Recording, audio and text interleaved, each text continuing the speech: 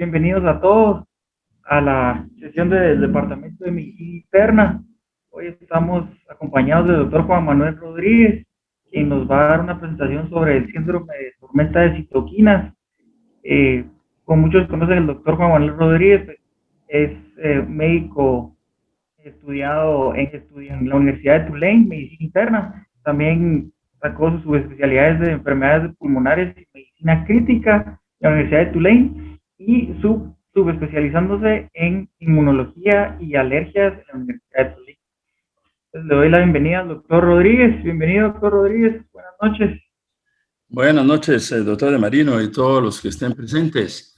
Vamos a hacer una revisión de un síndrome que hasta ahora pues se ha puesto más en boga obviamente por el COVID. Creo que nosotros cuando estudiábamos inmunología pues nunca oímos de un síndrome, aunque tal vez habían ya indicios. Para tener una idea de lo que vamos a hablar hoy, hago una agenda porque esto va a ir y venir de una a otra manera. La información puede estar confusa en ciertos momentos si no lleva la secuencia, pero lo primero que vamos a definir es el síndrome. Hay mucha controversia en una sola definición de síndrome, pero hay que ponerla.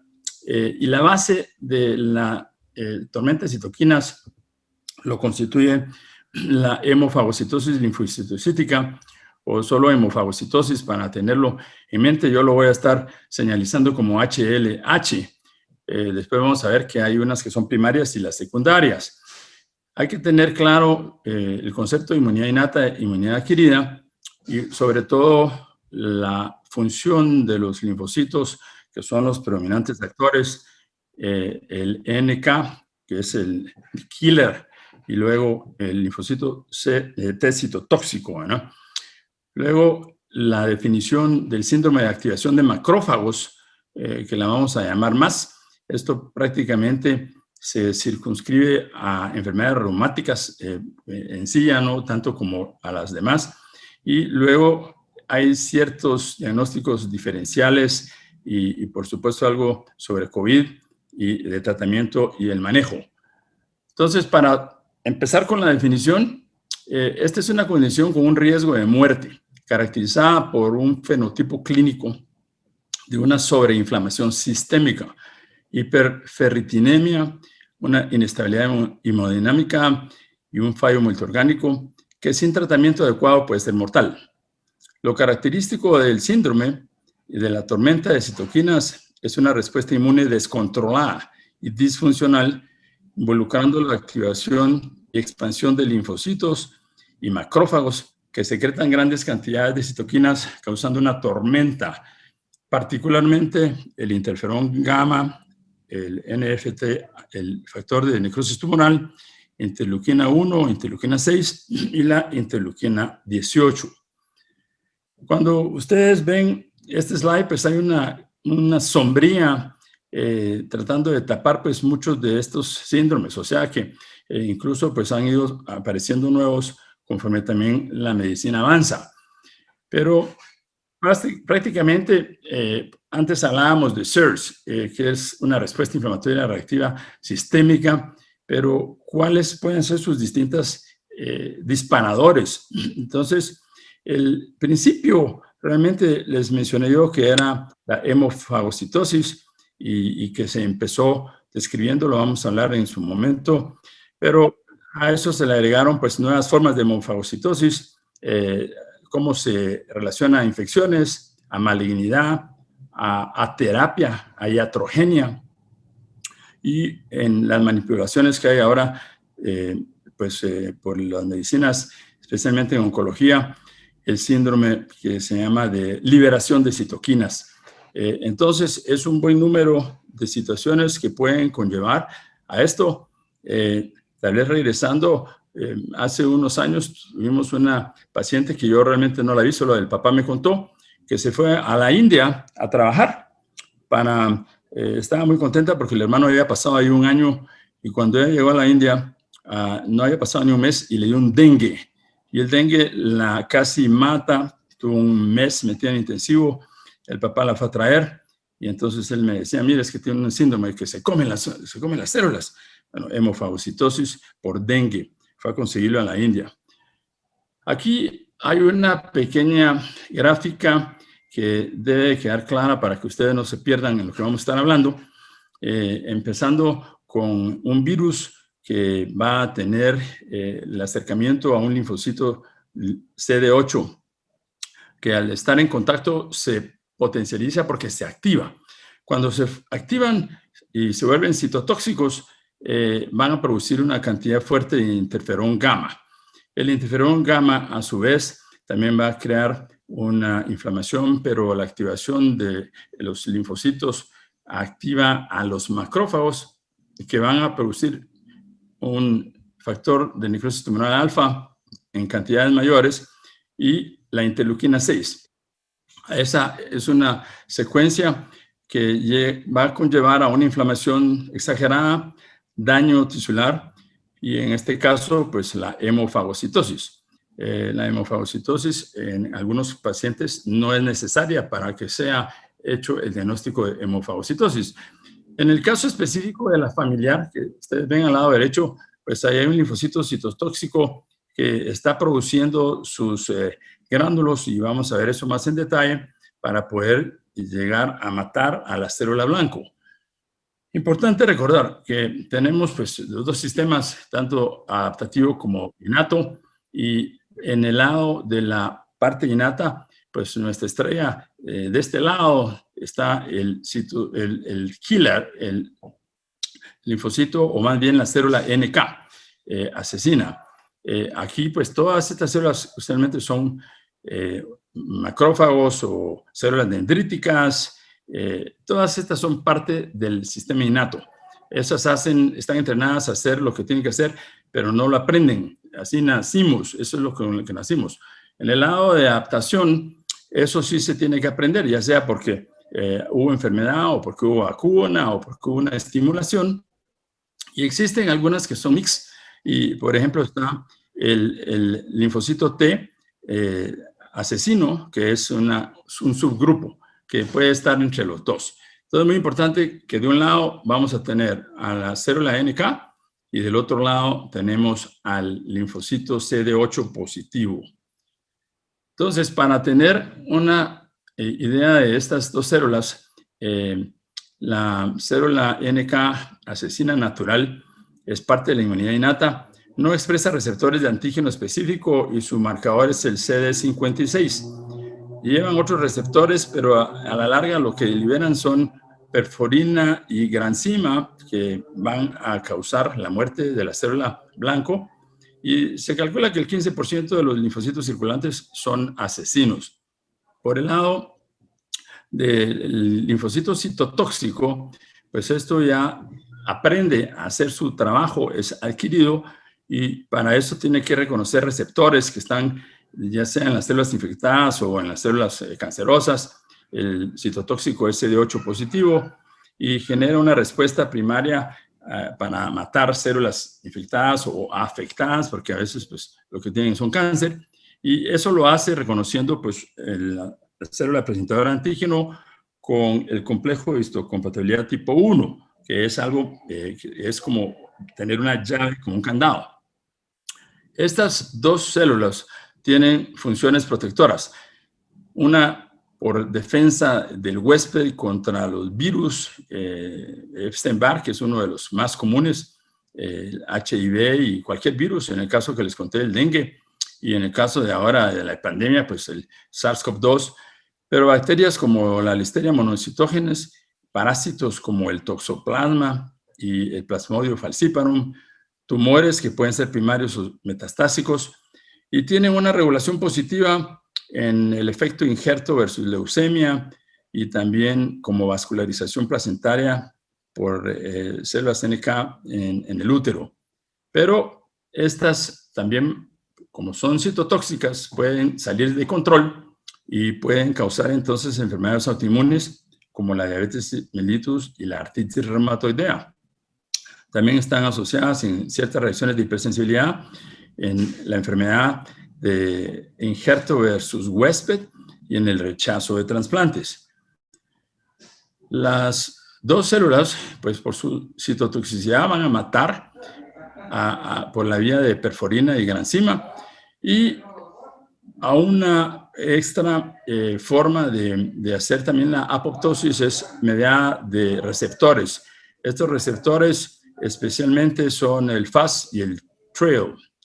Ahora tienen que mantener inmunomodulación, y acá pues hay citoquinas que son proinflamatorias como la interferón gamma y el TNF-alfa, secretan quimiosinas, y también citoquinas inmunomoduladoras como la IL-10 y el GM-CSF.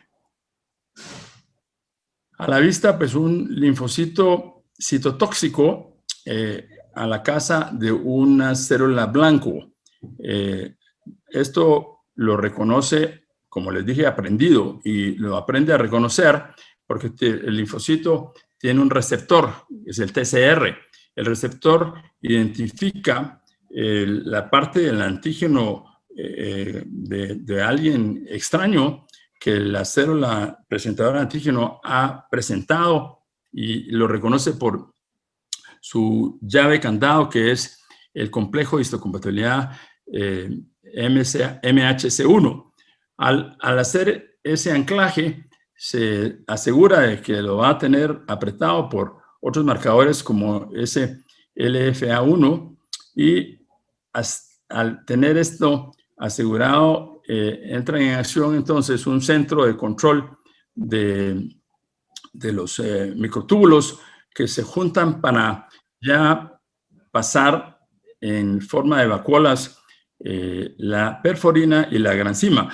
La perforina, como su nombre lo dice, básicamente abre el puente de entrada para que ahí se distribuya la granzima, y media vez entre la granzima y la perforina, estos atacan la célula y la van a matar por medio de...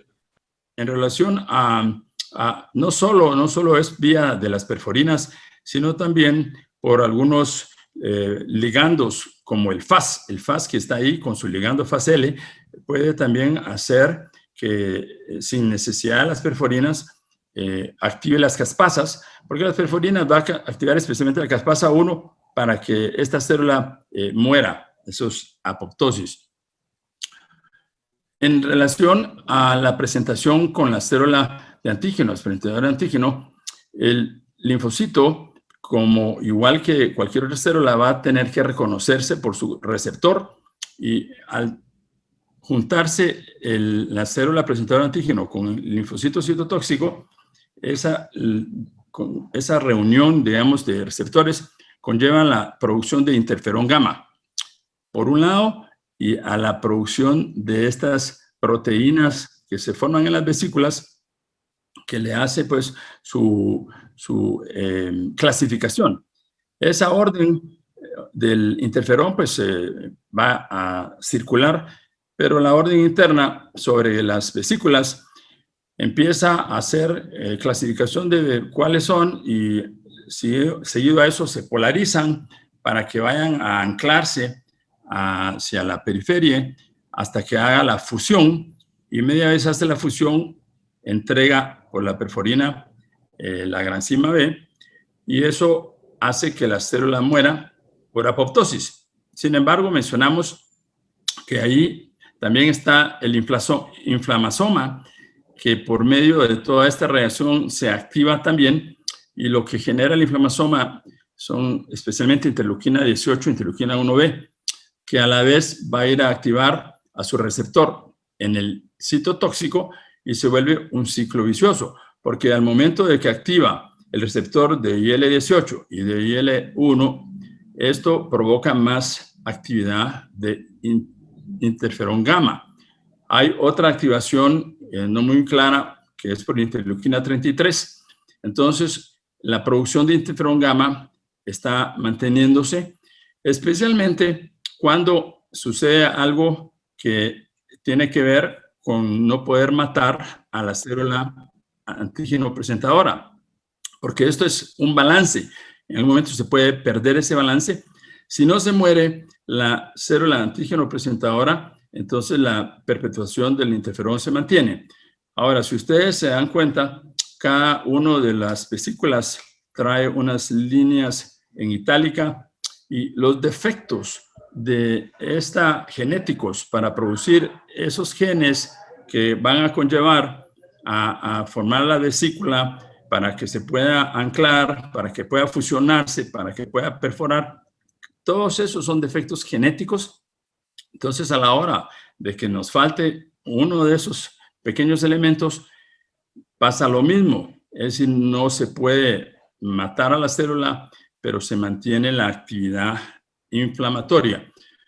Esto es lo mismo, solo que aquí la célula blanco pues está por un lado, pero el que está ejecutando el actor es la célula NK, y es el mismo sistema con su centro de microtúbulos donde ahí se juntan y empieza la dirección de anclaje, priming, que es como que se sensibiliza la función hasta que llega a la célula blanco y la va a matar. Hay dos tipos de células NK, unas que se llaman luminosas y otras que tal vez son tenues, bright and dim. Y la diferencia, por un lado, la que es bright tiene una alta producción de citoquinas, pero no produce mucha perforina y granzima. En cambio, la que es atenuada tiene más producción de perforinas y granzimas y menos producción de citoquina, y tienen varios receptores que son distintos. El receptor KIR es un receptor que se parece a una inmunoglobulina y son también de los que participan pues, en las reacciones en cadena inflamatoria. Las células NK pues, están siempre en continua vigilancia, son llamadas y estimuladas con los macrófagos. Los macrófagos van a dar citoquinas inflamatorias y el interferón lo va a producir la NK, de manera que las células NK pueden hacer que se produzca tempranamente interferón gamma para la activación de tanto las células presentadoras de antígeno como para los propios linfocitos CD8, y esto conlleva pues una reacción tipo TH1. Van a ir a buscar a las células blanco para que están infectadas o que tienen tumor o que están activadas y se las van a ir a ejecutar. Pero tiene que mantenerse pues regulado el sistema inmune. Entonces, como una célula NK no ataca al huésped, pues precisamente porque tiene un control y reconoce sus propias células y tiene receptores que son activadores y receptores que son inhibitorios.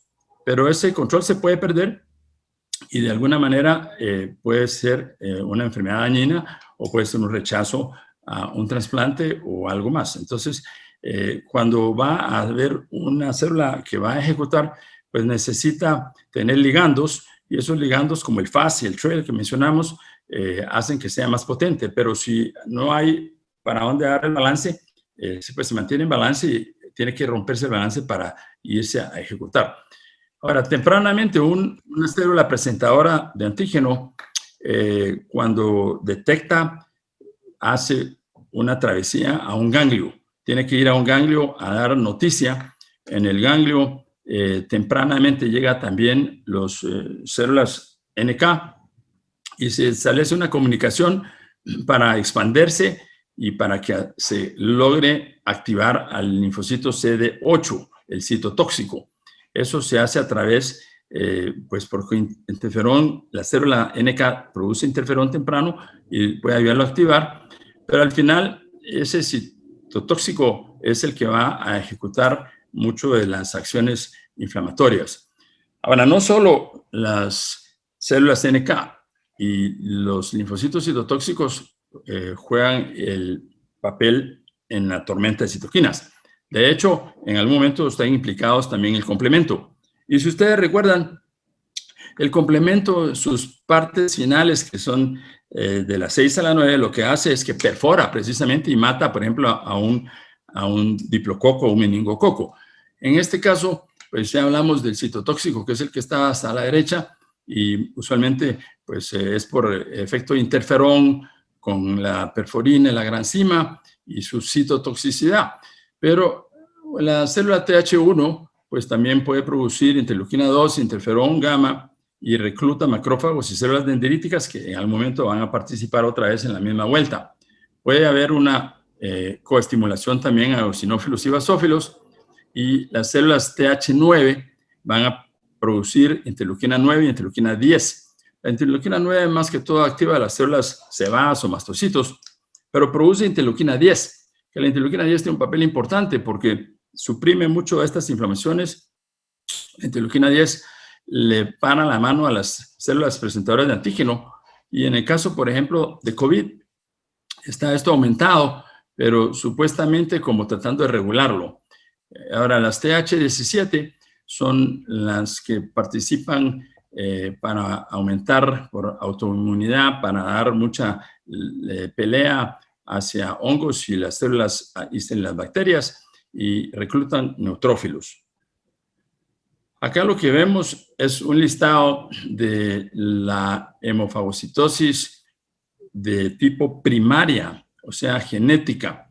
Y ustedes van a ver que en todos se produce hemofagocitosis. Antes se pensaba que ese era un sine qua non, pero no es necesario. Ahora, si se hace un diagnóstico y ustedes conocen el gen, pueden tener identificado a un paciente con un gen sin que haya hecho una hemofagocitosis. Tenemos un grupo que son relacionados a que tienen albinismo, y tenemos otro grupo que lo que tienen son anomalías en los glóbulos blancos, con unas células lisosomales gigantes, con neuropatía periférica y con tendencia también a sangrado. Entrando para lo que fue el descubrimiento o el reporte de la hemofagocitosis linfocítica, esto empezó en 1952 con el doctor Fakour, que realmente fue un diagnóstico que se hizo en autopsia, después de estar viendo un paciente que estaba muy malo. Pero otros habían reportado ya alguna relación hacia una reticulosis histocítica medular. ¿Y qué es lo que miraban? Pues obviamente, como en todo esto, fiebre, hepatosplenomegalia, citopenias y la infiltración histocítica. En muchos de estos pacientes pues habían linfomas. En esa época pues todo esto era muy primitivo, lo que se conocía. En el año 79 pues alguien hizo ya una relación con lo que es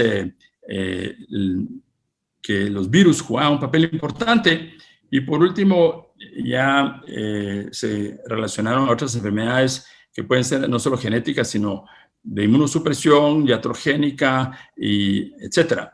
Acá aparece ahora un concepto que es el síndrome de activación de macrófagos, el cual, pues, como mencioné, se separa de lo que es la linfohistiocytosis hemofagocítica por las mismas características que son más genéticas. Cuando Fakour reportó esto, pues vio que los pacientes tenían fiebre, hepatosplenomegalia, rash cutáneo, linfadenopatía, más compromiso del sistema nervioso central. Y de laboratorios fueron pocos los que hicieron, pero tenían pancitopenia, eran todas con bajas células, pero muy importante, la velocidad de sedimentación estaba baja. Y uno dice, bueno, de un paciente con una gran inflamación. Esto se determinó más tarde que se debe a que estos pacientes botan el fibrinógeno, y media vez el fibrinógeno baja de 200, estos pacientes ya la velocidad de sedimentación baja, y es importante que lo tengan en mente porque esos pacientes hay que estarlos observando como un valor de velocidad de sedimentación en casos agudos, ¿verdad?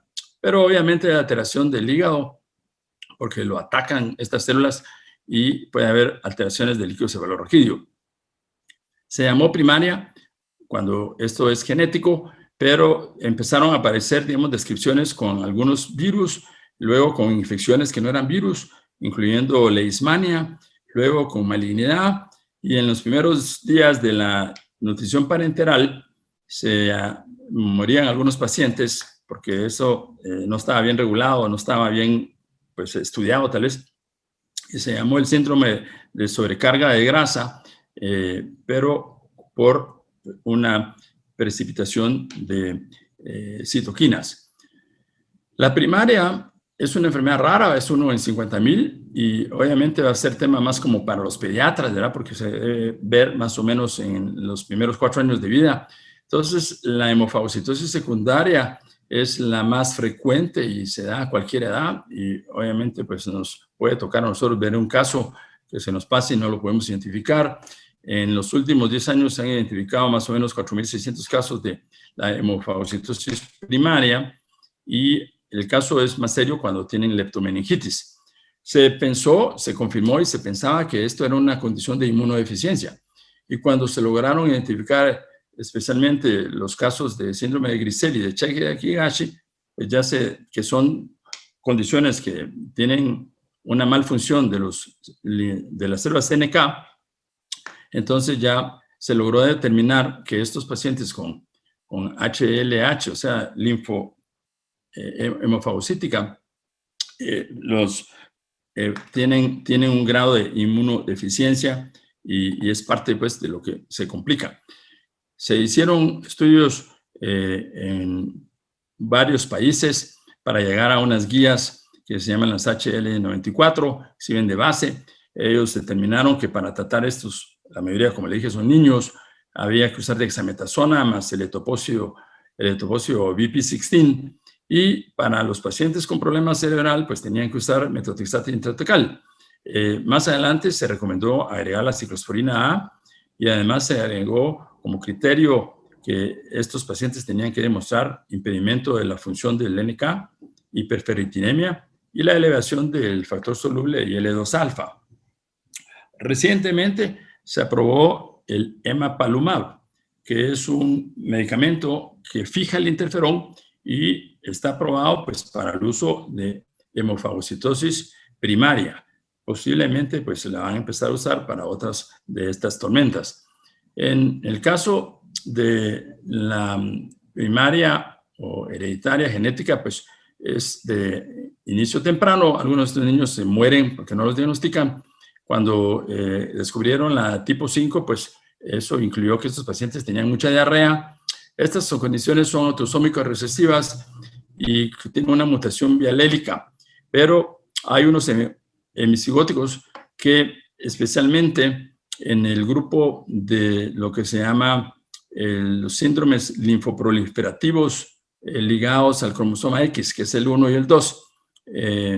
En medicina interna, pues nosotros estamos continuamente viendo infecciones, vemos malignidad, vemos iatrogenia y algunos casos de autoinmunidad, y ahí va a estar escondiéndose una tormenta de citoquinas.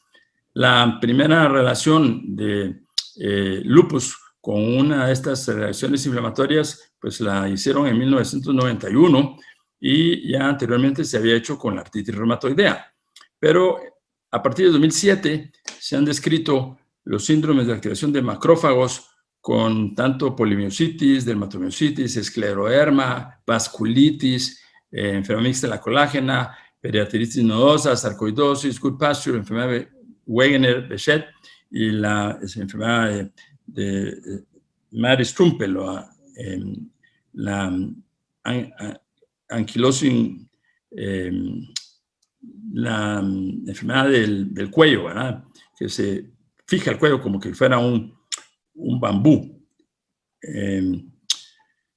Bueno, hemos hablado de hemofagocitosis y ustedes tal vez se preguntan qué es eso. Ahí está un macrófago comiéndose los glóbulos rojos grandes. Estas células son caníbales y van a comerse no solo los glóbulos rojos. Y obviamente el lugar más fácil de verlo es la médula ósea, pero puede estar en el hígado, en el vaso, en un ganglio, en todos lados, y pueden ir a comerse cualquier cosa. La manera que se estableció en el 2004 un protocolo de diagnóstico, pues si uno ya tiene el diagnóstico molecular de todos esos defectos genéticos que les enseñé, pues ya tiene un punto, pero básicamente tiene que tener criterios al menos 5 de 8, y esos incluyen fiebre, esplenomegalia, citopenias que sean más de 2 líneas, con anemia, con bajón de plaquetas, con neutropenia, una elevación de los triglicéridos y una disminución del fibrinógeno. Además, la evidencia de la hemofagocitosis, específicamente pues en la médula ósea, pero se puede ver en cualquier tejido, y que no tenga malignidad, porque si es malignidad es otra cosa. Además, tiene que tener una actividad de células NK muy disminuida o ausente y niveles de ferritina mayores de 500. Además, debe medírsele el CD25 soluble, que es el mismo receptor IL-2 y que debe estar bien alto. Y evidencia que soporte diagnóstico va a ser que haya pleurocitosis en el líquido cefalorraquídeo, que tengan transaminitis, que tengan bilirrubinas elevadas y, por supuesto, la DHL. La DHL es un marcador de 5 sistemas. El síndrome de activación de macrófagos, que aquí lo mencionamos como MAS, es básicamente una variante, si quieren, de la hemofagocitosis, pero no es hemofagocitosis. Entonces se usa para separarlo.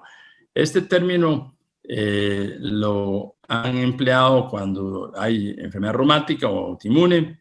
El prototipo, que fue la primera vez que se usó este término, fue con la enfermedad y artritis idiopática juvenil sistémica, que también ustedes la pueden conocer como enfermedad de Still del niño. Enfermedad de Still es de niño, ahora también enfermedad de Still del adulto. Pero esa es una actividad inflamatoria severa.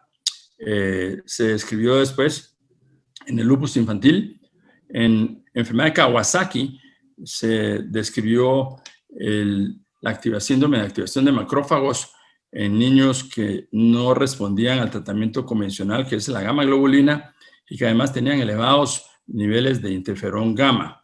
Eso es una clave para determinar quién tiene un Kawasaki con una activación de macrófagos en una tormenta.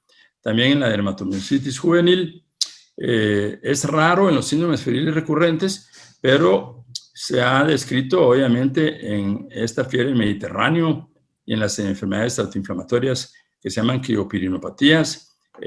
Muckle-Wells es una de ellas y otras que hay por ahí. Schnitzler, esas todas son enfermedades que son autoinflamatorias, que se presentan con fiebre. Sin embargo, no es común que se dé una tormenta de citoquinas en estas enfermedades autoinflamatorias. La actividad del sistema inmune, pues además de que los macrófagos están participando, hay que demostrar pues ferritina y la activación del receptor de IL-2 alfa. Es importante que, por ejemplo, los niños que tienen enfermedad de Still manejan niveles de ferritina muy altas. Entonces, obviamente, a ellos no se les puede usar todos los criterios.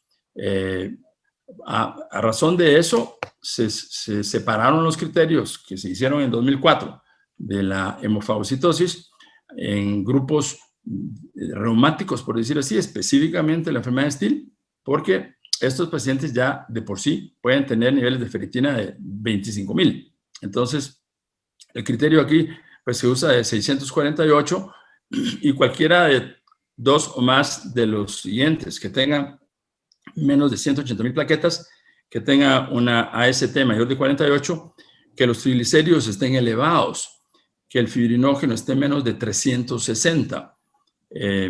Las guías del 2004 para hemofagocitosis no aplican entonces para el síndrome de activación de macrófagos. El paciente que tiene una hemofagocitosis primaria son pacientes que tienen una activación de macrófagos más severos y además el tratamiento es distinto. Ok, como esos hemofagocitosis son genéticos, entonces hay que reconocer algunos subgrupos para tener en mente que son asociados al virus de Epstein-Barr. Y eso es importantísimo, porque ¿cuántas veces no vemos mononucleosis? Pero en algún caso complicado hay que empezar a pensar que tienen algo más. Entonces, hay deficiencia, por ejemplo, de tirosinasas, del CD27, hay una deficiencia del MAGT1, que consiste en una deficiencia del magnesio. Esos pacientes tienen un defecto para transporte de magnesio y esos van a tener hipomagnesemia. La deficiencia de SAP es un factor que está involucrado en la enfermedad linfoproliferativa ligada al cromosoma X. Y el tipo 1 sí va asociado a Epstein-Barr. Esos pacientes debutan a veces con esto, especialmente ese que no tiene SAP, y la mayoría se mueren. Es una cuestión tan violenta que no se sobrevive. Pero hay otro subgrupo que no tiene nada de relación con el Epstein-Barr, y ahí está, por ejemplo, el tipo 2 ligado al cromosoma X y lo que se llama la intolerancia a la proteína lisinúrica. Hay otro subgrupo que tienen hipopigmentación, tendencia a estar albinos, y entonces los que no tienen son los clásicos grupos de hemofagocitosis, pero el subgrupo con hipopigmentación, los que están claros ahí es el Griscelli tipo 2, Chiari-Higashi, y el síndrome de Hermansky-Pudlak tipo 2. El síndrome de Griscelli, pues aquí recuerdo que alguno de las pediatras del Roosevelt presentó un casito de estos y fue descrito en 1978. Estos niños tienen un albinismo parcial y tienen inmunodeficiencia. Se enferman mucho. Tienen una característica que el pigmento está diluido y tienen un pelo que es gris plateado. Acumulan melanosomas en los melanocitos y tienen activación de linfocitos y macrófagos que infiltran también el sistema nervioso central y pueden tener convulsiones, meningitis y coma.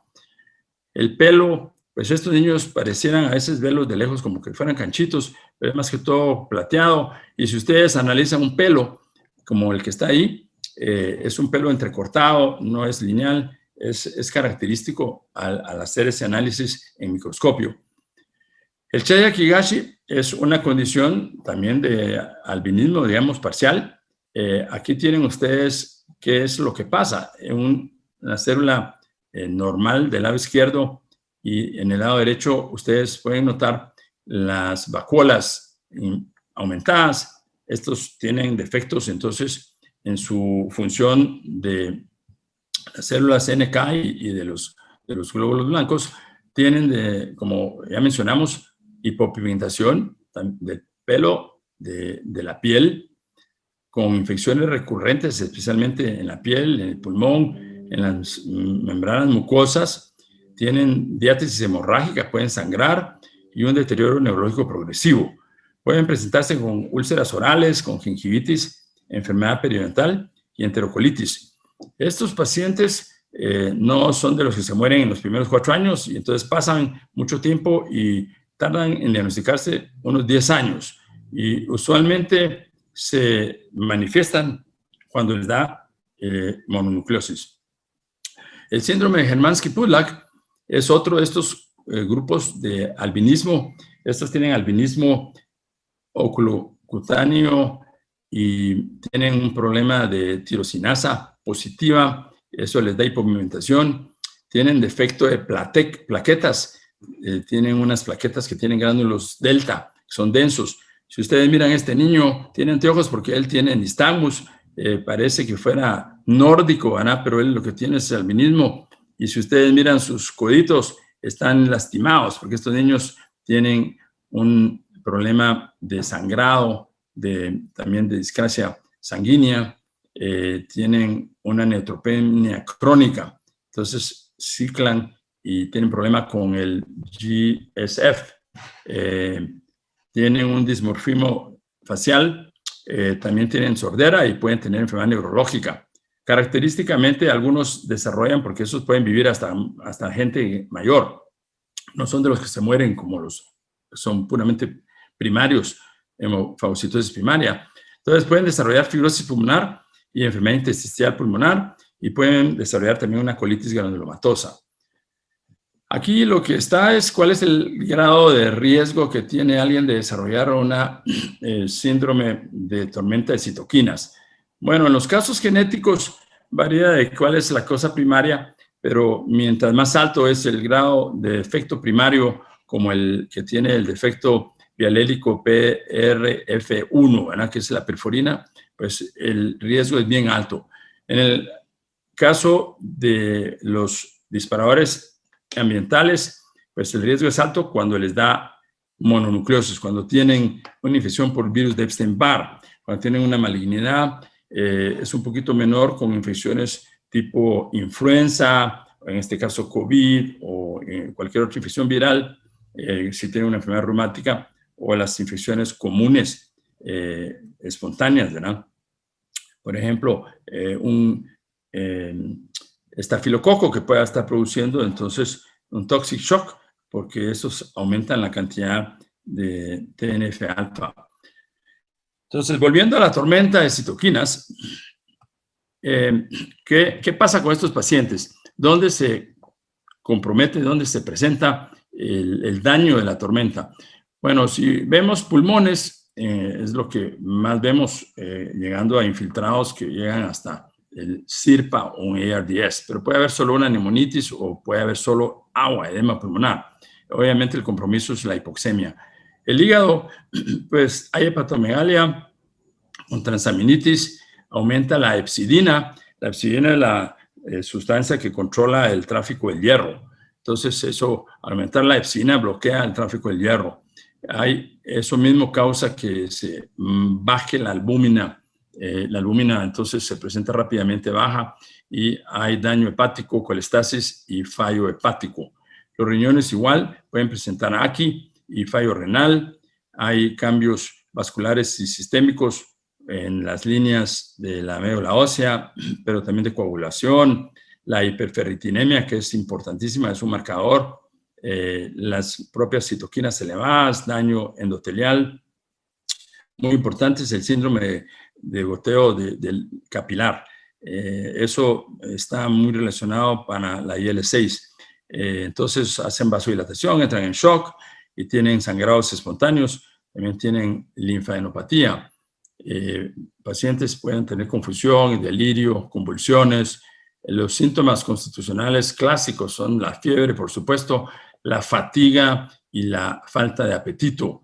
El corazón puede estar con la presión baja, taquicárdico, puede desarrollar una cardiomiopatía, puede tener una vasculitis con dolores articulares y artralgia, y náusea, vómitos, diarrea y ascitis, y por supuesto un rash con edema de la piel. Acá, pues básicamente lo que se mira en términos generales es fiebre, y estos pacientes van a tener asociado entonces una PCR elevada y la caída de la velocidad de sedimentación que les mencioné a mayor grado de exacerbación. Y la medición de la ILR2 alfa, el receptor IL-2 soluble. Desde el punto de vista de hematología, pues pueden presentarse con leucopenia, petequias, púrpura, anemia, quimosis por trombocitopenia, epistaxis, por supuesto la hemofagocitosis en la médula ósea, que no necesariamente es algo que tiene que estar para que se haga el diagnóstico, ganglios elevados y la hiperferritinemia. En teoría, estas células linfoides del sistema retinoendotelial son las que disparan la ferritina para arriba. La piel, pues un rash, eritroderma, puede ser severa y edema. Obviamente en el pulmón, un síndrome de estrés respiratorio con infiltrados pulmonares. El cardíaco, pues aparte de que puede bajar la presión, subir el pulso, a la cardiomiopatía puede ser simulando un Takotsubo. En el riñón, pues la lesión aguda renal o AQI. La parte gastrointestinal puede haber hematemesis con transaminitis, de nuevo elevación del receptor de interleuquina 2 alfa, soluble. Básicamente puede haber problemas de petequias, sangrado rectal, hepatomegalia, que va a dar hipoalbuminemia, esplenomegalia con elevación del amonio, y aquí es muy importante la hipertrigliceridemia, de alguna manera un bloqueo de la lipasa de lipoproteína, y entonces los triglicéridos se disparan. En el sistema nervioso central, las alteraciones de estado de conciencia con pleurocitosis en el líquido cefalorraquídeo, convulsiones, encefalopatía y coma. Viendo estos síntomas que son cardinales, en subgrupos, el de la hemofagocitosis familiar, el de la enfermedad de Still con síndrome de activación de macrófagos, en lupus con síndrome de activación de macrófagos, y en la hemofagocitosis por Epstein-Barr, pues prácticamente todos del 90% al 100% tienen fiebre. Hepatomegalia es relevante en el hemofagocitosis, igual que en pacientes con enfermedad Still, y no tanto en el lupus, pero sí, por supuesto, en Epstein-Barr. La esplenomegalia es parecido, pues, de nuevo, en el lupus no mucho, es variable, pero no es la mayoría. La linfadenopatía, pues, es más presente, por ejemplo, los pacientes que tienen enfermedad Still tienen muchos ganglios. En cambio, los pacientes con hemofagocitosis no tanto. Y los que tienen Epstein-Barr, pues por supuesto. El sistema nervioso central involucrado, más o menos entre 40% en todos, y la presencia de hemofagocitosis en la médula ósea, pues va a estar muy alta prácticamente en todos. ¿Qué hacen los distintos citoquinas en manifestaciones clínicas? Pues el interferón obviamente da fiebre, deprime la hematopoiesis, da la hemofagocitosis, la activación de los macrófagos, da DIC, da hipoalbuminemia, el TNF-alfa da fiebre, da caquexia, da depresión de la hematopoiesis, el TNF bloquea la lipasa y lipoproteína y entonces los triglicéridos se suben, daña el hígado, da coagulación intravascular, bota la albúmina, eleva la ferritina y da síntomas neurológicos también. La interleuquina 1 beta pues da fiebre. La interleuquina 1 beta es de las que activa las proteínas de fase aguda, deprime la médula ósea, aumenta la ferritina. La IL-6 da fiebre, también aumenta las proteínas de fase aguda, da anemia, da daño renal agudo y da disfunción a las células NK. La IL-18 da daño hepático y también hace disfuncional la célula NK. Acá hay un diagrama que parte de un coronavirus y el coronavirus pues está en contacto con una célula dendrítica, con un macrófago y con un monocito. En el macrófago, obviamente, va a estimular producción de interferón y el interferón también lo estimula, se vuelve un ciclo. El macrófago está entonces secretando IL-10, ferritina y el factor de necrosis tumoral alfa, y lo hace sistémico. La célula dendrítica por lo mismo y los monocitos todos van a aumentar la secreción y producción de interleuquina 6. Ahora, la interleuquina 6 trabaja con señal cis y con señal trans. La señal normal, que solo está en células de tipo mononuclear, macrófagos, o sea, de la sangre, la señal cis requiere un receptor de esos glicopéptidos 130 y el receptor de IL-6. Tienen que estar coestimulados para que entonces active al linfocito. Esa activación linfocítica hace que un linfocito activado pues empiece a generar más IL-17 y más bravos a los citotóxicos y a disminuir la cantidad de linfocitos reguladores. Pero cuando esto se ejecuta, se aumenta tanto la producción de IL-6 que cuando ya es mucha la producción de IL-6 circulante, entonces se activa la señal trans.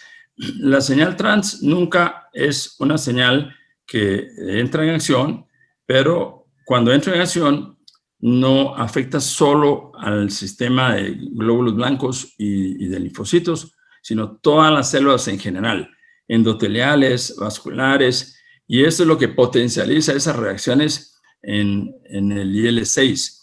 La activación masiva de la IL-6, entonces eso ya va a la parte vascular y aumenta el factor de permeabilidad vascular, ¿verdad? Aumenta el reclutamiento de monocitos de IL-8 y más amplificación de IL-6 y disminuye la caderina E. La caderina E, al bajar, entonces abre espacios entre las células y produce un leakage vascular.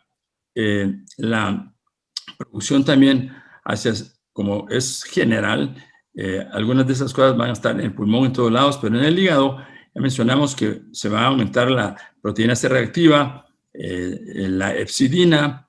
Al principio aumenta el fibrinógeno y puede aumentar el C3, la ferritina, pero va a bajar la albúmina. Esta es una potencialización entonces de la IL-6 al convertirse más cis, más trans que cis.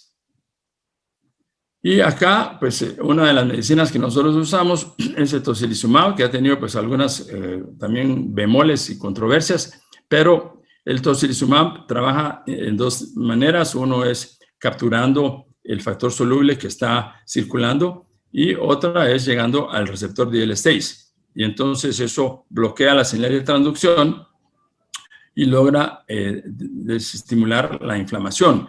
Ese receptor 130, pues existen ya algunos tratamientos que van dirigidos al receptor al GP130, que es una de esas glicoproteínas de membrana. Obviamente, en el caso de COVID, el tema inicial, pues, es la gran carga viral que sobre la semana va a empezar a tener, pues, respuesta a todo de la activación de linfocitos, y sobre la semana va a empezar también una alta producción, entonces, inadecuada de citoquinas. Y esa fase hiperinflamatoria, pues, es la que vemos como una reacción a todo nivel y tiene que ver, pues, con otros factores como son la edad, los pacientes diabéticos ya tengan presión alta y si tienen antecedentes, pues, renales o por cuestión de sexo. Básicamente hemos estado usando, los pacientes no todos llegan en día 1 o día 10, cada paciente llega, y hemos estado usando nosotros el tocilizumab desde el principio. El remdesivir lo recibimos nosotros tarde, pero sí hay un par de reportes donde el tocilizumab no fue de gran beneficio, especialmente cuando sea tarde. O sea, la ventana de oportunidad debe ser de entre las 7 días y 14 días, y si ya se lo damos tarde, pudiera ser que estos pacientes, el tocilizumab puede producir hasta necrosis hepática, y hay pacientes que tuvieron que trasplantarse por el uso, y obviamente baja la defensa y hace que haya superinfecciones, puede haber infecciones, pues, virales y también de hongos. Ustedes habrán visto qué tipo de infecciones y qué antibióticos se han usado ahora con estos pacientes en todo el mundo. Sí, nosotros acabamos de tener un colega que se le subió a 4,000 la interleuquina 6 y le dimos su cuarta dosis, y la cuarta dosis le bajó a 1,000. Él se nos descompensó de la noche a la mañana, nos choqueó, se vino la presión para abajo, y curiosamente su proteína C reactiva es una proteína C reactiva que uno dijera va a estar en 100 o 150 y la tiene baja. La tormenta de citoquinas y el COVID, pues no está clara 100% todo lo demás, pero el problema es que puede llevar al ARDS o SIRPA. En parte es ese leakage que se da y que tiene que ver con el cambio trans de interleuquina 6 para que se abran más las membranas y los lechos vasculares. Pero existe también una reacción tardía donde ya no está presente el virus y que es la que se está viendo en niños. Estos, pues, para que veamos que el niño en esta definición llega hasta la edad de 21 años. Entonces, ustedes, pues, no sé hasta qué edad miran niños, pero si este niño de 21 años está en riesgo de que pueda desarrollar a las 4 semanas una reacción inflamatoria severa y que tiene que ser rescatada con un tratamiento muy parecido a lo que es la enfermedad de Kawasaki, pues se llama Kawasaki-like, pero en estos casos puede ser necesario no solo la gamma-globulina, sino los biológicos como el anakinra, que bloquea la interleuquina 1, y también estos tienen que tener anticoagulación profiláctica. Puede ser una dosis baja de aspirina. Aquí regresamos entonces a esta sombría que no se logra tapar en todos lados, y hemos hablado, pues, de la enfermedad de Still, hemos hablado de muchas infecciones, y lo que pasa es que, ¿cómo sabemos quién es huevo y quién es gallina? En algún momento, una infección puede ser el detonante para que veamos que de fondo es un paciente que tiene hemofagocitosis, por ejemplo, o al revés, ¿verdad? Entonces, hay un grupo que ya dijimos que es familiar o familiar, hay otro grupo que se dispara y a veces hasta se muere con el contacto con el virus de Epstein-Barr, es tal vez el más importante en general, pero en esas epidemias de influenza, en el H1N1 se descubrieron algunos pacientes que además tenían cierto defecto innato. Entonces han ido a revisar algunos que se murieron en la epidemia del H1N1 2009 y han encontrado que algunos tenían defectos y por eso se potencializó la tormenta. Obviamente ahorita estamos con el COVID-19, pero el grupo de enfermedades malignas y el tratamiento de las enfermedades malignas ha dado el síndrome de liberación de citoquinas, digamos que es un subgrupo del síndrome de tormenta de citoquinas y que conlleva a SIRPA rápidamente. Esta es una clasificación que existe para este síndrome porque esto se da en cosa de minutos o horas. En el año, hace casi 10 años, se le dio tratamiento de CART a una niña, Ethel Whiteclad, que le dieron y al ratito se puso grave, estaba en shock, hizo SIRPA, estaba muriendo y entonces le dieron tocilizumab. Cuando le dieron tocilizumab a esta niña, la pudieron extubar en 24 horas y la presión se fue para arriba y fue como magia. Eso abrió y eso aprobó el tocilizumab en Estados Unidos. Por supuesto, hay otras medicinas que vienen en camino, se están usando, pero estos son casos iatrogénicos. Es decir, queriendo hacer algo, se complican y no solo esta terapia que se llama CART, que es usando quiméricos que hacen activación de los linfocitos T, y los linfocitos T en algún momento pues, se vuelven enemigos, ¿no? Eso pasa también con otras terapias con anti-CD28 y otras que puedan haber. Puede pasar con otras medicinas. Aquí hablamos entonces que nosotros vemos más lento la respuesta inflamatoria y a veces tenemos que intubar a alguien, pues si obviamente llega grave, pues ya no sabemos cuál fue el curso, pero si empieza y se empieza a complicar, va sobre la marcha y no en horas como sucede en estos pacientes que reciben medicamentos muy potentes que traen activación de linfocitos T.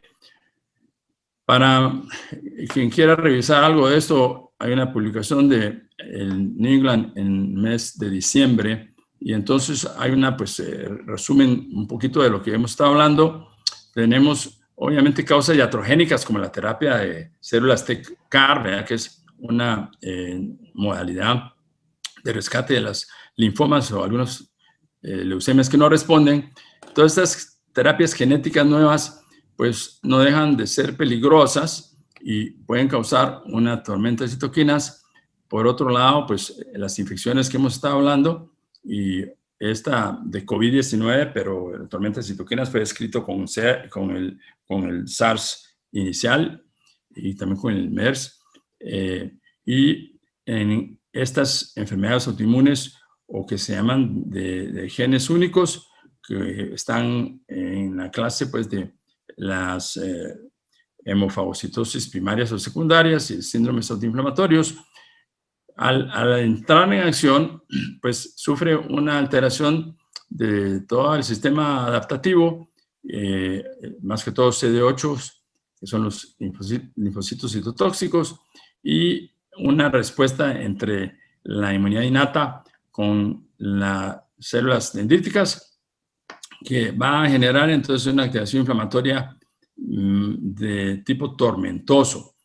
No se controla y a veces está haciendo un círculo vicioso porque está hiperactivo, ya sea porque hay una inapropiada, digamos, control del disparador o simplemente porque hay falta del sistema para controlar y resolver la inflamación y lograrlo regresar a su estado homeostático. pero también puede ser que le falten los reguladores que se quedan atrás, entonces los linfocitos T reguladores no trabajan bien, igual que las células stem cells o madres. Hay a veces mal funcionamiento del receptor de interleuquina 1, puede haber una alteración en las interleuquinas y mencionamos pues que se eleva la interleuquina 10, que a la larga la interleuquina 10 puede ser beneficiosa y se sube porque está tratando de hacer algo. Esta tormenta de citoquinas pues se va a perpetuar y aquí entran en acción las otras interleuquinas, la interleuquina 18 que va a provocar atracción de quimoquinas hacia macrófagos, la interleuquina 18 también estimula más producción de interleuquina 1 beta, la interleuquina 1 beta puede hacer producción de activación de complemento y mencionamos que a pesar de complemento es de activación distinta, pues entra en juego en toda esta tormenta, no solo son los linfocitos. La producción obviamente elevada de TNF-alfa va a estar haciendo muy fuerte la inflamación. Hay una producción mayor de interferón gamma y de alguna sustancia IP10. Además, la interleuquina 6 pues coestimula la producción de interleuquina 17. Entonces, todo esto genera que se prolonguen las señales de inflamación, no se logran detener y básicamente las señales de transcripción están activas. La transcripción de macrófagos con citoquinas, con tiroquinasa, el factor NF-beta kappa, que va a producir más inflamación, los genes de transcripción JAK, STAT3 y la relación de los mTOR van a tener también acción en prolongar esta inflamación hasta la más grande y hacer una disfunción de órganos que se va a volver en un fallo multiorgánico y que a la larga pues conduce a la muerte. Si uno quiere intervenir, pues puede hacer algún tipo de bloqueo. Mencionamos que se acaba de aprobar el emapalumab, que bloquea el interferón gamma, y entonces eso puede hacer que uno rescate cierto grado de inflamación, especialmente está aprobado para los que tienen hemofagocitosis. El infliximab es algo que ya existe hace rato y bloquea el TNF-alfa, el anakinra, que bloquea el interleuquina 1 beta, y así como está el tocilizumab, pues está el ciltuximab y el tocilizumab. Otros que puedan haber, el más conocido, pues los esteroides que bloquean el FNK beta y los inhibidores de tirosinasa bloquean al JAK, que son transcriptores, y los que son de TOR, pues el sirolimus se ha usado también para bloquear parte de estas respuestas exageradas. Las tormentas de citoquinas, pues conocidas más recientes, es la terapia CAR y el uso de ciertos medicamentos como el blinatumomab. Hay también las ya conocidas por sepsis bacterianas. Obviamente el virus de Epstein-Barr, muy conocido. El virus herpes 8 humano, que está asociada a la enfermedad de Castleman, pero en el caso de enfermedad de Castleman originada por HIV, entonces aquí hay una inmunodeficiencia. Estos pacientes, para tratarlos hay que matarles todos los linfocitos B. El COVID obviamente está relacionado, y cuál es realmente el disparador de las citoquinas, pues exacto, no está bien claro. Y el tratamiento más acertado pues es los esteroides. En la parte de genética y autoinmune, obviamente hablamos del hemofagocitosis primaria y secundaria, las antiinflamatorias, y aquí de nuevo aparece la enfermedad de Castleman, pero que es multicéntrica. Estos tienen entonces en distintos lugares, arriba y debajo del diafragma, actividad severa de los linfocitos y hay que atacarlos con muchos de estos medicamentos que acabamos de mencionar. Las mediadores de la tormenta de citoquinas solubles, pues están desde el 1, el 2, el 6, el 10, que es muy importante porque el 10 es antiinflamatorio, pero de alguna manera no se ha a veces establecido bien cómo es que se sube, y tal vez se sube porque no logra detenerlo. Los que son proinflamatorios como el 17, 18, muy importante porque también es proinflamatorio y aumenta la vía de TH1. La interleuquina 33, que tiene otro factor de proinflamación y amplificación tanto de TH1 como TH2, y activa entonces células NK, linfocitos citotóxicos, y también activa las células cebadas. El interferón, el factor de necrosis tumoral, todas estas van a tener una participación, además de estas quimoquinas que muchas atraen entonces macrófagos o atraen monocitos y atraen también células B para hacer una coestimulación de toda la inflamación. Las proteínas importantes, obviamente, que nosotros conocemos, la PCR, que la está, digamos, elaborando los hepatocitos, el complemento, que también es parte de los hepatocitos, y la ferritina, que está en todo el sistema de ganglios, está en todo el sistema. Acá entonces vemos una vista de pájaro de todo lo que puede involucrar las causas y la amplificación, y luego una perpetuación de la inflamación, y cómo pues hay algunas medicinas que pueden suprimir la parte inflamatoria en ciertos niveles. Ya resumiendo aquí, básicamente, si nos confrontamos con un paciente que no lo logramos tener estabilizado y no sabemos qué está pasando, está febril, está con mucha inflamación, pues tendremos que ver si esto es algo que puede ser primario o puede ser secundario, si se trata de una hemofagocitosis. La hemofagocitosis se las puede disparar. Les conté el caso del dengue en la India, y habrá que ver si está relacionada a alguna infección, como el virus de Epstein-Barr o como una leishmania, cualquier infección que esté ahí en duda, porque todas las infecciones van a subir también las citoquinas y van a dar fiebre, pero entonces hay una pérdida a veces de control y de balance. La pregunta es si hay tal vez una malignidad, ¿verdad? Y esos pacientes que a veces tienen fiebre y lo que tienen pues es una destrucción, una autólisis de células, o se trata de una enfermedad autoinmune, o estamos hablando de un paciente que se le está dando una terapia y lo puede uno estar poniendo peor sin querer, por supuesto. Un prototipo puede ser estos medicamentos que hacen el checkpoint. Por ejemplo, el PDL1, hemos visto pacientes que se les consume un tumor y se quedan vivos por muchos años, pero de repente, al ponerles una terapia de estas, hacen un SIRPA, no pueden respirar, se ponen muy inflamados. Y hay otras causas.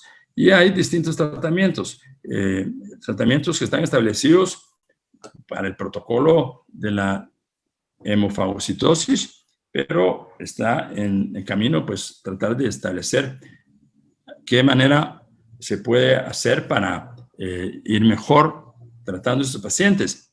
Un problema es que las citoquinas no duran mucho tiempo.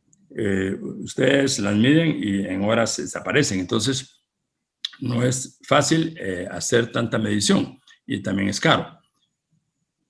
Tal vez en relación al COVID, algunas observaciones es que sí hay una evidencia de hemofagocitosis y elevación de citoquinas. Obviamente, eso lo hace pues que estamos hablando de una tormenta de citoquinas. Los niveles elevados de IL-6 se relacionan, mientras más alto, a una respuesta más corta de vida. Estos pacientes tienen circulantes también niveles de CD4, CD8 y plasmablastos. La teoría de que si está la respuesta inmune demasiado hiperactiva, o es al revés, que no la puede suprimir el cuerpo, o está desregulada. Entonces, todavía no está claro qué pasa, tal vez todo está junto. Luego, la carga viral en la nasofaringe, pues a mayor carga viral está relacionada a mayor carga de citoquinas. En algunos pacientes, como se descubrió en la epidemia del H1N1, que hayan errores genéticos que puedan simular a esos pacientes que tienen la hemofagocitosis primaria, pues han visto algunos errores genéticos que pueden sugerir por qué unos se ponen peor que otros y se mueren. La teoría de si esto puede ser autoinmunidad entre células propias del cuerpo con el virus de SARS-CoV-2, y esto, pues, una de las sugerencias va en la línea de los síndromes postinfección de los niños a las 4 semanas. Las citoquinas son como la fiebre, pues la fiebre es buena o es mala. Ustedes pueden tener que alguien dice no le quite la fiebre porque está respondiendo, y las citoquinas pues no le quite las citoquinas porque está haciendo una lucha. Entonces, eso es importante, y nosotros sabemos que el tocilizumab, por ejemplo, en 2 estudios no demostró un beneficio.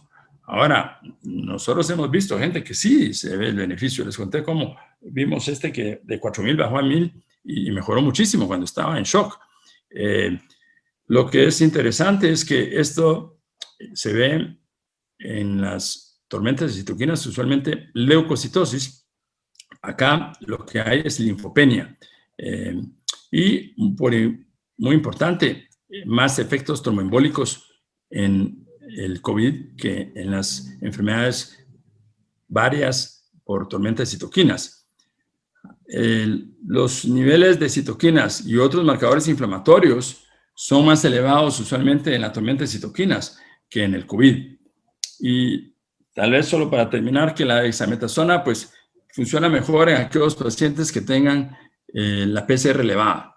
Obviamente se habló de que tiene que ser que tenga bajo el oxígeno, pero la correlación ahí en alguien que tal vez tenga una PCR no muy elevada, pues tal vez no le va a ir muy bien.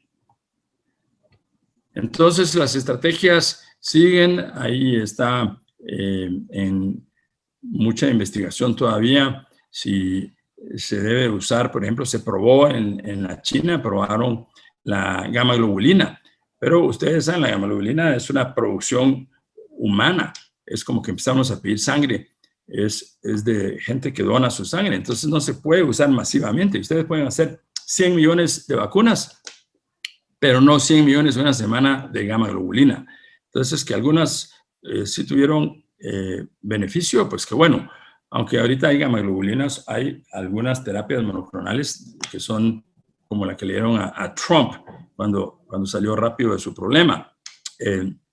Van a haber pues nuevas maneras de buscar la respuesta, porque estamos todavía lejos de que termine esta pandemia. Con esto los dejo si quieren hacer algún comentario, alguna pregunta. Que no sea tan brava con el virus, como el coronavirus. Muchas gracias, doctor, por esa descripción y de todos estos síndromes, enfermedades autoinmunes, todo lo que hiciste, que están cabal debajo de esta gran sombría que es la tormenta de citoquinas. Vamos a dar espacio a preguntas. Pueden levantar la mano, les vamos a dar un espacio si alguien tiene algún comentario o pregunta. Mi nombre es Rodolfo Robles. Yo quería felicitar al doctor Juan Manuel Rodríguez por una excelente presentación. Juan Manuel. Gracias. Sí, buenas noches. Gracias, doctor Rodríguez, por la presentación. Una pregunta. Ahora las columnas de absorción que se han usado, sobre todo ahorita en COVID, pero ya se usaban desde antes en sepsis, en pacientes con tormentas de citocinas y este tipo de respuesta, ¿se han utilizado en pacientes con otros tipos de tormentas de citocinas? Sí, mire, me imagino que usted está hablando el tipo de las, como al usar los pacientes que se ponen en perfusión para quitarles todo. Exacto. En China sí se usó y está, así como se ha usado para soporte ventilatorio, el ECMO. Entonces, nosotros tuvimos, y que sería bueno que usted se involucrara, la oferta de tener uno de estos equipos de ultrafiltración que le pueden hacer maravillas. Una es que usted está en sepsis y entonces se lleva todas las citoquinas y puede mejorar a los pacientes. La otra es que si tiene un intoxicado con algo que le va a matar el hígado, pues ahí se lo lava. Pero específicamente se probó en China y lo reportaron ellos. Todo lo que se hizo primero lo hicieron ellos. Pero algún tipo, digamos, de gran respuesta no se hizo, porque los equipos son caros. Digamos, un uso del material que se tiene que descartar es $1,000 lo que cuesta hacerle una terapia. Por supuesto, cualquier cosa aquí cuesta $1,000 también, pero sí se usó. No le puedo decir que haya sido algo tan exitoso porque lo estuviéramos haciendo todos. Muchas gracias, doctor. Continuando, y que el doctor Freddy Abet levantó la mano, tiene el espacio, doctor. Sí, muchas gracias, Juan Manuel, por tu exposición. ¿Tenés alguna información un poquito más amplia sobre el Aplidin, que es la plitidepsina que dicen los españoles que han tenido 100 veces mejor resultado que con el Remdesivir? No tengo información sobre eso. Vamos a dar el espacio al doctor Salvador Velázquez. Levanta la mano. Sí, buenas noches. Básicamente quería, en primer lugar, felicitar a Juan Manuel. Nos dio una elegante plática y de realmente todo el cuadro inflamatorio que se encuentra, no solo relacionado con el coronavirus, sino que con todas las enfermedades inflamatorias, por lo menos la gran mayoría. Y la verdad es de que esta enfermedad actual es una enfermedad poco predecible, realmente por todos los recovecos que hemos visto, sobre todo el día de hoy en la presentación. Miramos nosotros que tiene un montón de facetas y eso es lo que hace impredecible a esta enfermedad.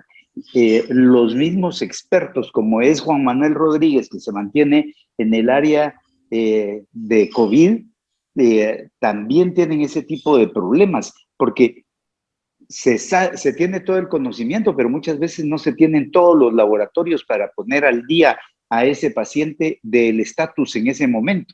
Por lo tanto, yo creo que sí es una enfermedad complicada, pero de verdad, mis respetos para Juan Manuel en relación a todo el bagaje de conocimiento que nos dejó el día de hoy. Gracias. Muchas gracias, doctor. Creo que el doctor Calvin Illescas levantó la mano. Le damos el espacio, doctor.